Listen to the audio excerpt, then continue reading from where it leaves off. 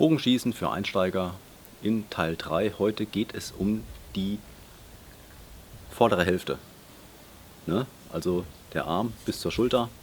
Das Ganze wird präsentiert von der Bogensportwelt und natürlich von mir. Ich bin der Thomas. Herzlich willkommen.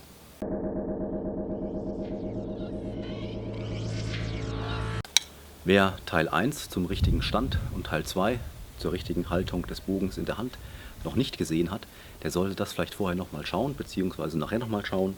Denn was wir heute vorhaben, ist eine möglichst stabile Vorderseite herzustellen. Ja? Der Bogenarm, der soll ja den Bogen möglichst ruhig halten.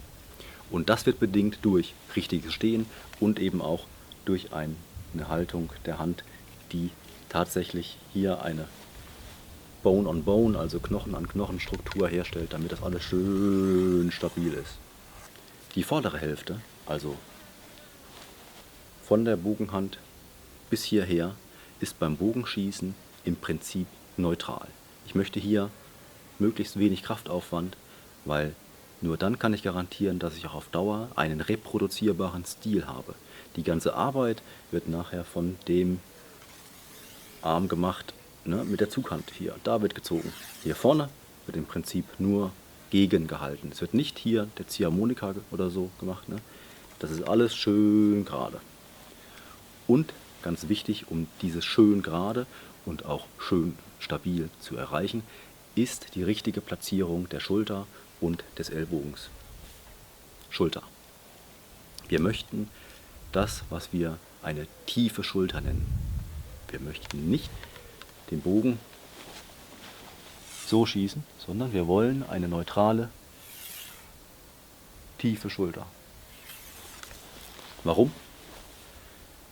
Nur dann bekomme ich die Spannung hier aus den Schultermuskeln raus und übertrage das, was ich an Kraft brauche, auf einen Rückenmuskel, den Latissimus. Der große Latissimus zieht diese Schulter runter und erzeugt dadurch viel mehr Stabilität, als ich mit den normalen Schultermuskeln, die deutlich kleiner sind und auch nicht so stark sind und auch nicht so große Belastungen gewohnt oder auch nicht dafür gedacht sind, als ich mit diesen Schultermuskeln herstellen könnte. Der Latissimus und die Schulter, das ist eine Kombination, die hält quasi für immer.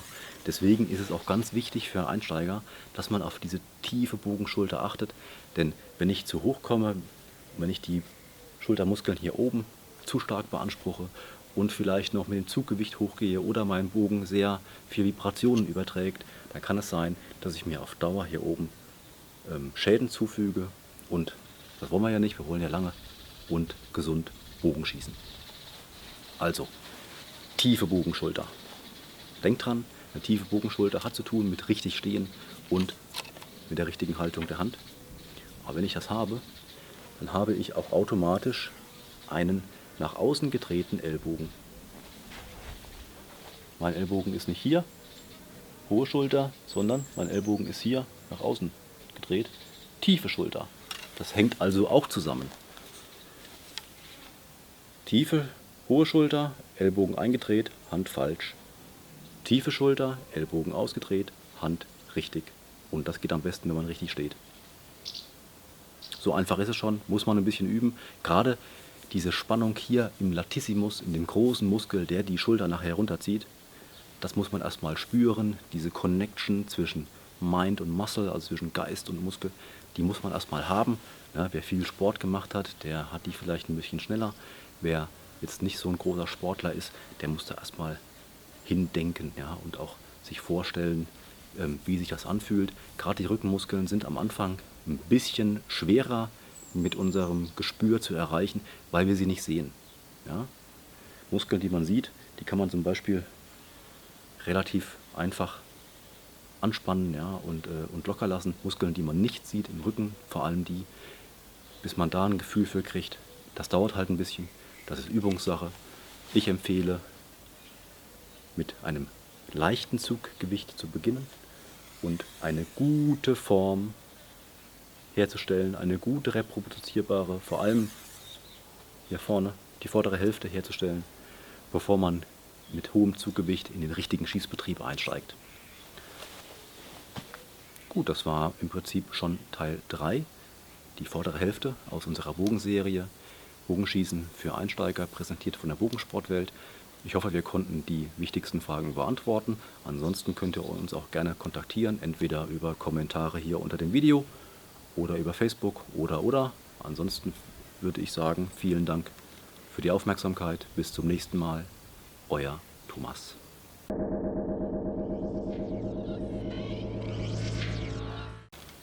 Hui!